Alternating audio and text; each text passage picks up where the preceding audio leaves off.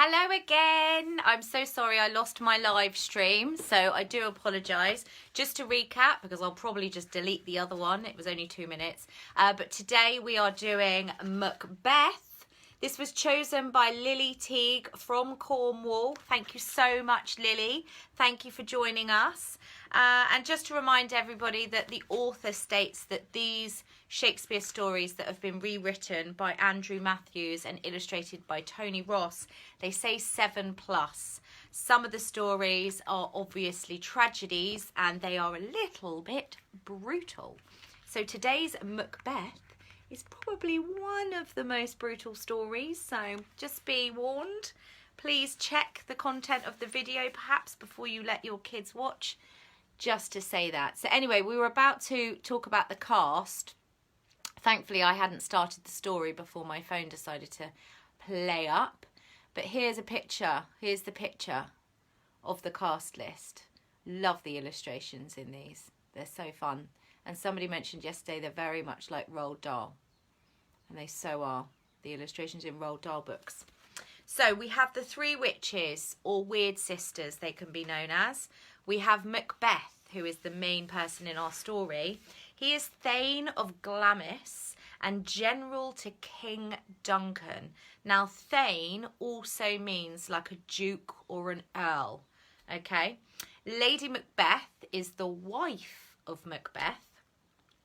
Banquo, who is basically Macbeth's best friend, but also general to King Duncan.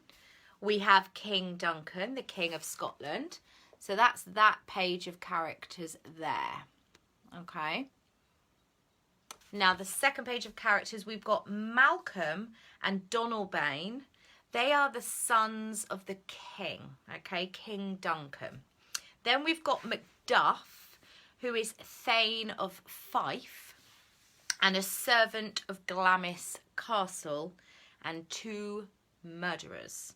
So the scene is set in Scotland in the 11th century. Welcome to those of you who are joining us live. Thank you very much for tuning in to Shakespeare Stories for Kids. We've done, I would say, 7 stories now. Is this the 7th? Yes, it is. This is the 7th story. So we've got 9 left. I think that's right, if I'm doing my math properly.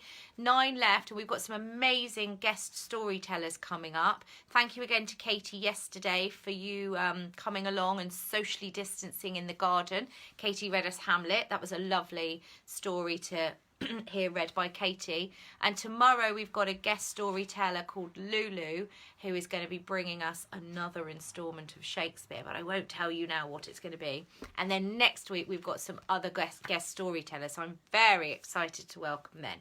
But for now, sit back, relax, get yourselves comfortable, and I am going to read you the story of Macbeth. I'm also going to pull my chair forward a bit so that I can lean back. Do you like my backdrop today? I decided to give you one of my gorgeous throws as a backdrop. Anyway, all day the three witches waited on the edge of the battlefield. Hidden by mist and magic, they watched the Scottish army win a victory over the invading forces of Norway. And after the fight was done, they lingered on, gloating over the moans of the dying. As thunder rolled overhead and rain lashed down, one of the witches raised her long, hooked nose to the wind and sniffed like a dog taking a scent. "He will be here soon," she said. The second witch stroked the tuft of silvery hair that sprouted from her chin and grinned, showing her gums. "I hear the sound of hooves, sisters," she said. The third witch held up a piece of rock crystal in front of her milky blind eyes. Inside the crystal, something seemed to move. "I see him," she screeched. "He comes. Let the spell begin." 2 Scottish generals rode slowly away from the battlefield, their heads lowered against the driving rain. One was Macbeth, the Thane of Glamis, the bravest soldier in King Duncan's army. He was tall, broad-shouldered, and had a warrior's face, broken nose, and scarred from old fights. His companion and friend, Banquo, was younger and slimmer, with a mouth that was quick to smile, although he wasn't smiling now. Macbeth's dark eyes were distant as he recalled the details of the day's slaughter. A hard fight to protect an old feeble king, he thought. If I ruled Scotland, his mind drifting off in a familiar daydream, he saw himself seated on the throne, with the golden crown of Scotland circling his brow.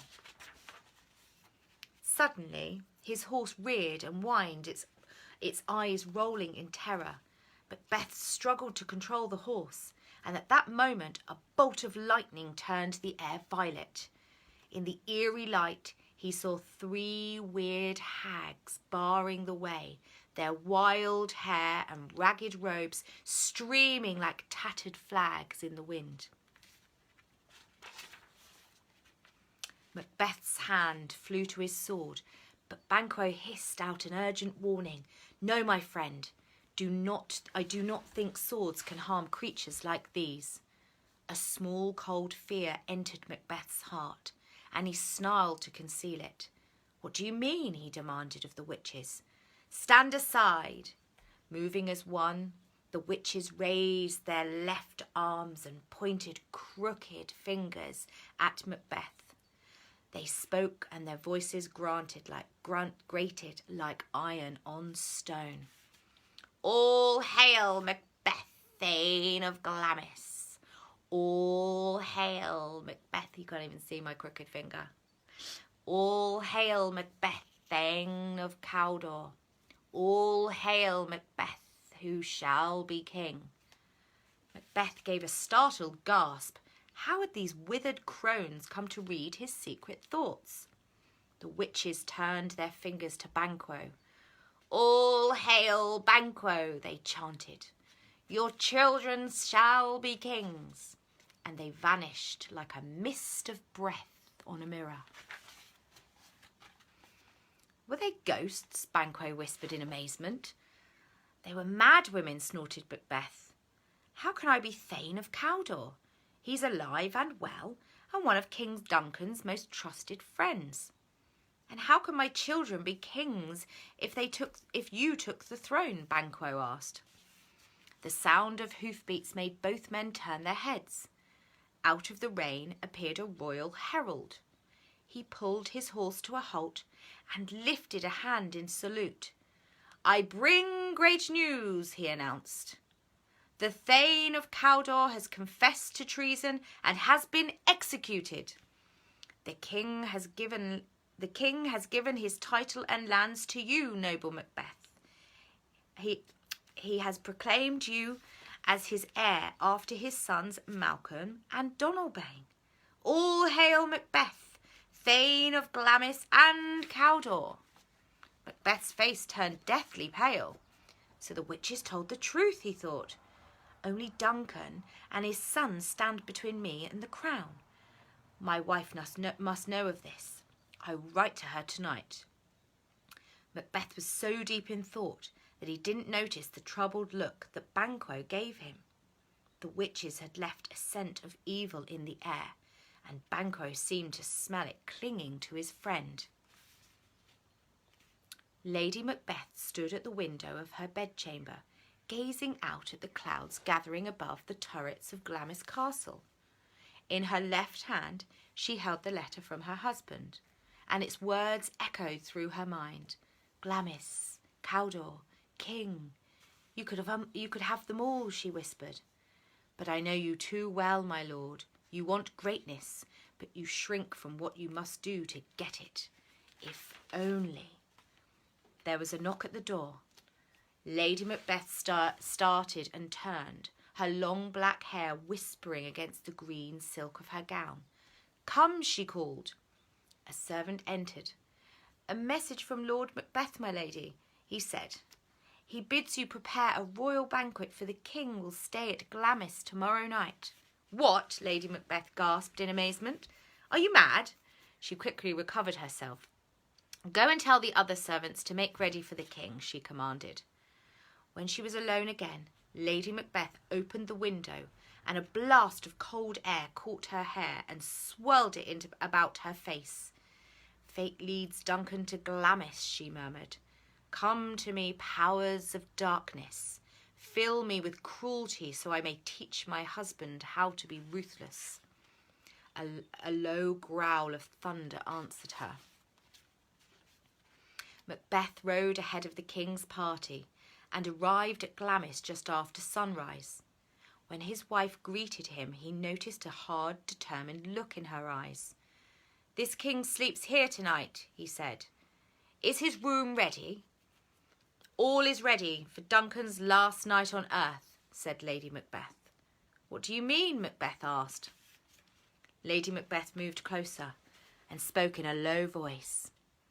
I guessed the thoughts that lay behind your letter, she said. Duncan is old and weak. His sons are not fit to rule, but you are. Kill the king while he sleeps, and let Malcolm and Donalbain bear the blame. Macbeth was astonished. First the witches, and now his wife had seen him his innermost thoughts. Some strange force seemed to have taken control of his life, and he fought against it. I will never commit murder and treason, he declared. I will put a sleeping potion in a jug of wine and send it to the guards at the king's door, Lady Macbeth said quickly. They will sleep like babes. It will be easy for you to slip into Duncan's room. No, I cannot, Macbeth groaned. Lady Macbeth's face twisted in a sneer. This is your real chance to be king, she said. Are you too cowardly to take it? I am no coward, snapped Macbeth. Then prove it, Lady Macbeth hissed. Kill the old man and take the throne. Once more, the strange force moved through Macbeth, flowing into him from his wife until he was unable to resist. All hail Macbeth, we shall be king, he thought, and he could almost feel the crown upon his head. Long after the castle had fallen silent, Macbeth left his room and crept along the corridors, his hands trembling, and the sound of his pulse in his ears was like beatings of a drum. This is the hour of the wolf and the witch, he thought, when evil spirits roam at night. And as the words crossed his mind, a ghostly glow gathered in the darkness, shaping itself into a dagger that floated in the air, shining with a sickly green light. Macbeth almost cried out in terror. Be calm, he told himself. This is a trick of the mind. To prove it, he reached out his hand to take the dagger, but it floated away from him and pointed its way to Duncan's door. Blood began to ooze from the blade, as though the iron were weeping red tears. A bell tolled midnight. Duncan's funeral bell is ringing, murmured Macbeth, and he followed the dagger through the gloom. Lady Macbeth also heard the bell toll, and it seemed a long time before her husband returned. There was blood on his face and hands, and he carried 2 daggers. You should not have brought the daggers here, said Lady Macbeth. Go back and put them into the guard's hands as we planned. Macbeth's eyes were blank. He shook his head. I will not go back there, he said hoarsely. Then I will, said Lady Macbeth, and snatched the daggers from Macbeth's hands and left the room. Macbeth stood where he was, shivering uncontrollably, seeing nothing but Duncan's dead eyes staring. He tried to pray, but his lips and tongue would not form the words. In a short while, Lady Macbeth came back, holding her red hands up to the candlelight. I smeared blood over the guards' faces to make them seem guilty, she said. In the morning, they will have them tortured until they say that Duncan's son paid them to kill him. Her face was so full of triumph and cruelty that Macbeth no longer recognised it. He turned away and caught sight of his reflection in the mirror.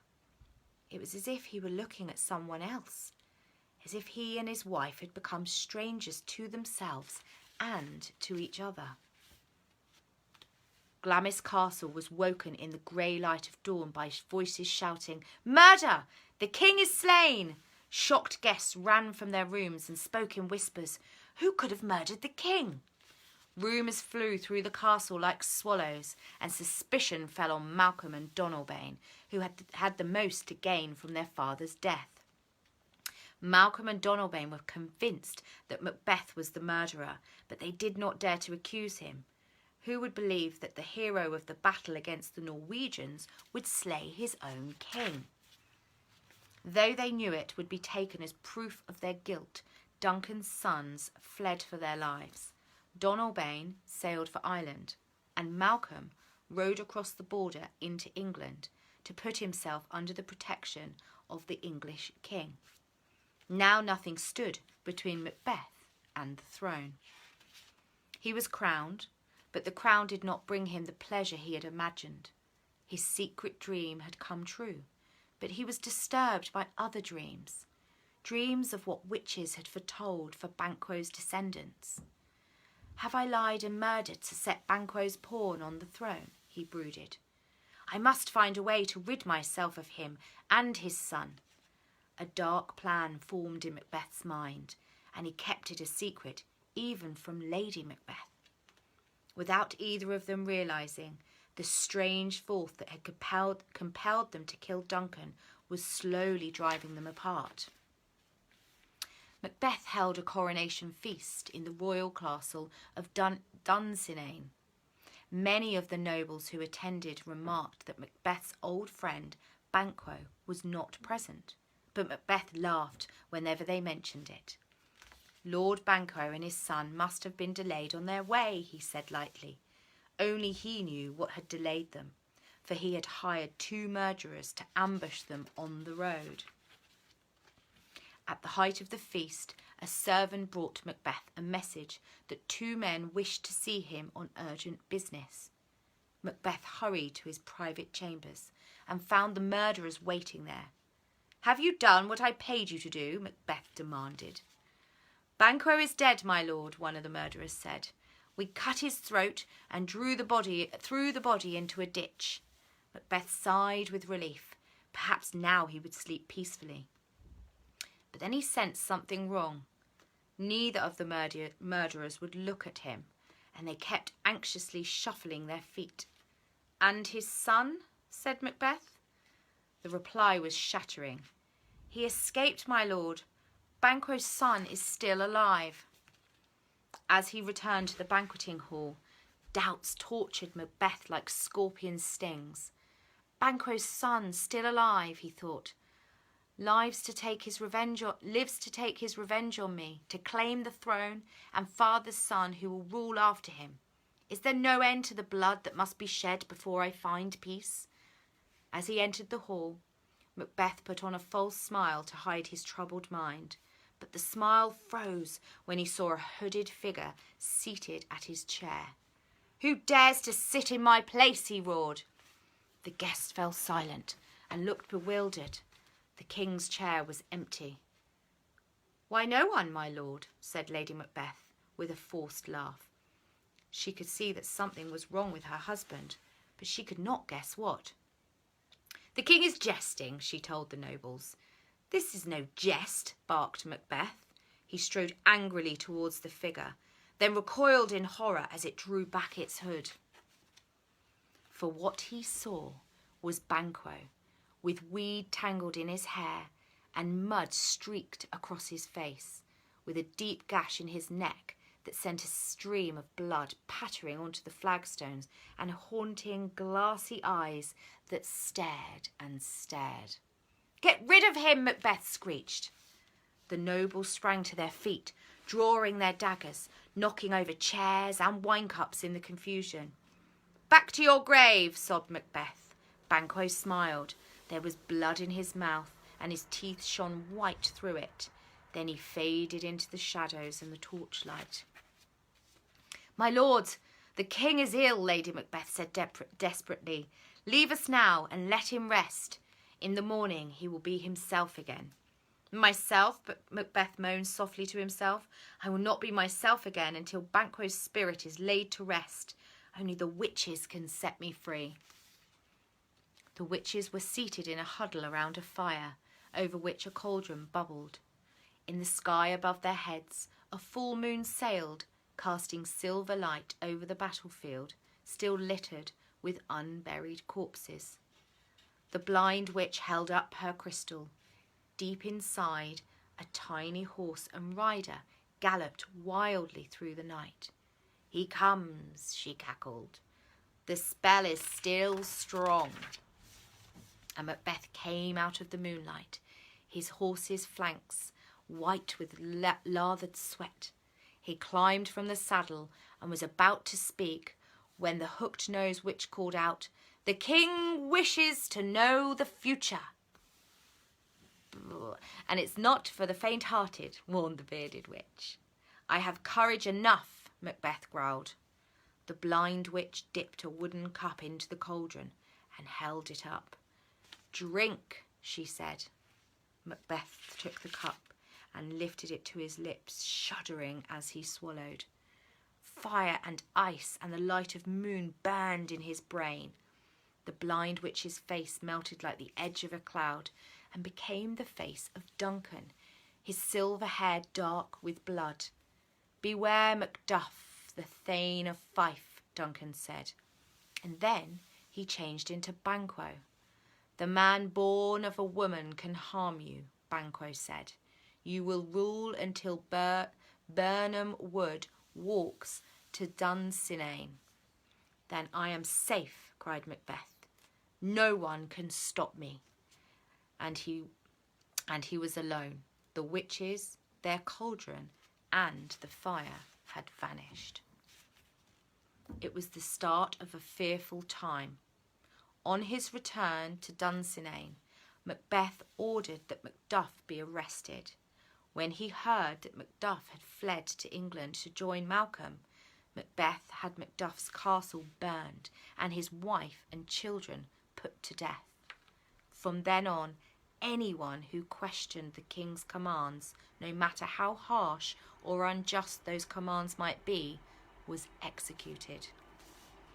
The gap between Macbeth and his wife grew wider.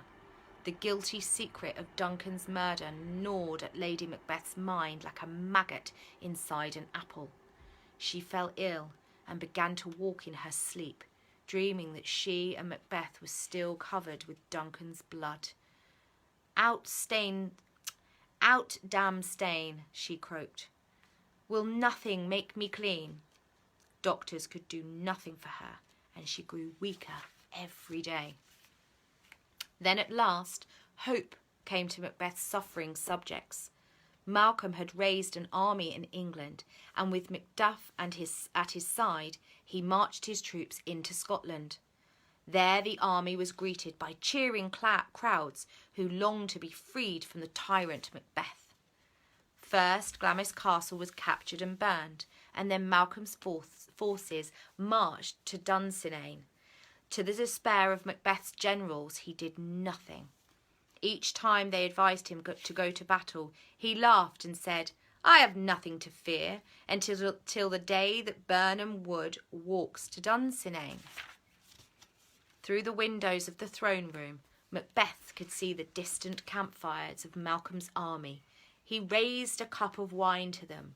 "Fools," he jeered, "you cannot overthrow me." A sound made him turn. A servant was standing at the door, wringing his hands and weeping.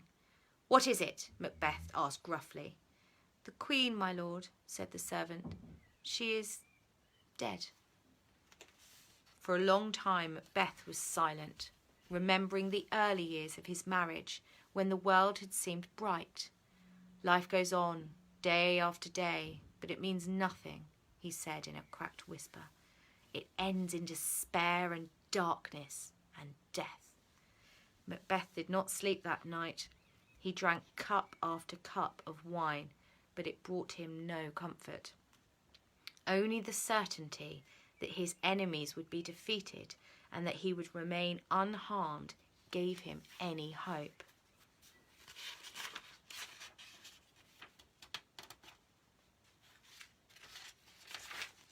At dawn, An anxious-faced captain brought the king strange news. "The enemy is approaching, my lord," he said. "To conceal the strength of their numbers, they are hiding behind branches of cut from Burnham Wood. It looks as though a forest is on the march." "My curse upon you, witches," howled Macbeth. "You deceived me. I have lost everything, but at least I can die like a soldier with a sword in my hand. Go tell the servants to bring my armour." It was a short battle. Macbeth's army had no stomach for a fight to protect a king they now hated, and the soldiers began to surrender to Macbeth's men, to Malcolm's men, first in a trickle, then in a flood. Macbeth fought recklessly as though he wished to be killed, but he hacked down opponent after opponent, shouting, "You were born of women," as he delivered the final blow. At last, Macbeth found himself alone. He was resting against a cart when he heard someone call his name. It was Macduff, striding through the smoke of battle, his broadsword at the ready. "I have come to avenge my wife and children," Macduff said through clenched teeth. "Stay back," warned Macbeth. "I cannot be harmed by a man born of woman." "My mother died before I was born," said Macduff, his eyes blazing with hate. To save me, the doctor cut me from her body. Macbeth threw back his head and laughed bitterly. He saw now that all the witch's promises had been lies, and that by believing them, he had betrayed himself. The force that had dominated him was gone, and only his courage remained. "Come then, Macduff," he cried. "Make an end of me." Macduff struck off Macbeth's head with a single sweep of his sword. The head was placed on top of a spear that had been driven into the ground outside the gates of Dunsinane.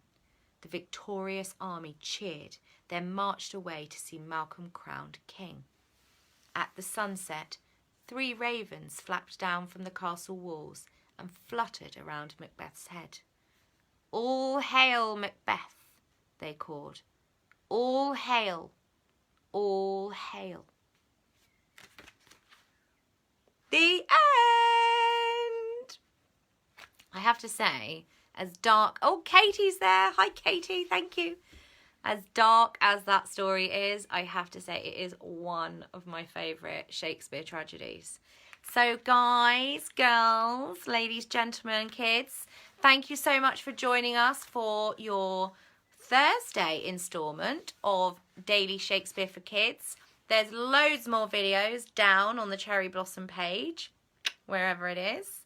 Hey! So please check them out. Tell your friends. We've got some fantastic guests coming up over the next week or so. So please tune in, 5 o'clock, Tuesdays, Wednesdays, Thursdays and Fridays. And if you can't watch live, watch on playback. Anyway, have a great afternoon and evening, and we'll see you tomorrow.